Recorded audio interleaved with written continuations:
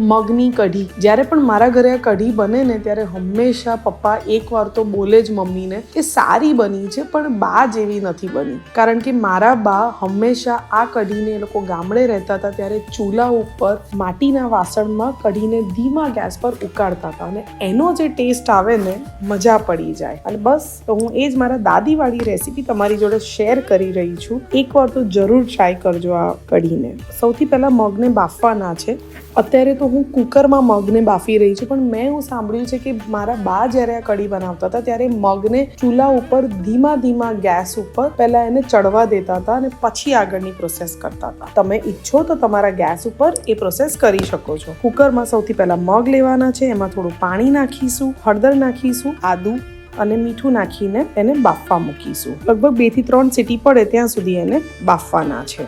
Make sure કે મગને પલાળીને લેવાના છે ને પાણી જે છે એ જરૂર પૂરતું જ નાખવાનું છે, કારણ કે આ પાણી આપણે રહેવા દેવાનું છે કઢી બનતા વખતે. હવે બસ ફાઇનલી કઢી માટેનું મિક્સર તૈયાર કરીશું, જે આપણે રૂટીનમાં કરતા હોઈએ છીએ એવી જ રીતે દહીં અને ચણાના લોટને મિક્સ કરવાનું છે. પછી એની અંદર 3 ગણું પાણી નાખવાનું છે.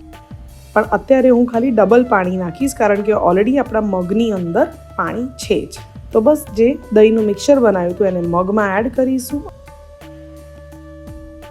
અને એની અંદર મીઠું, ધાણા જીરું,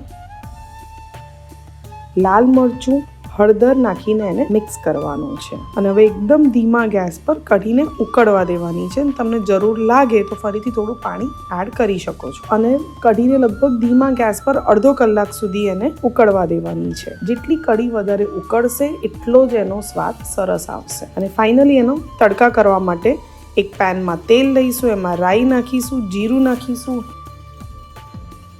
હિંગ નાખીશું, ઘણો બધો મીઠો લીમડો, ઝીણા સમારેલા લીલા મરચાં અને સૂકા લાલ મરચાં અને લસણ.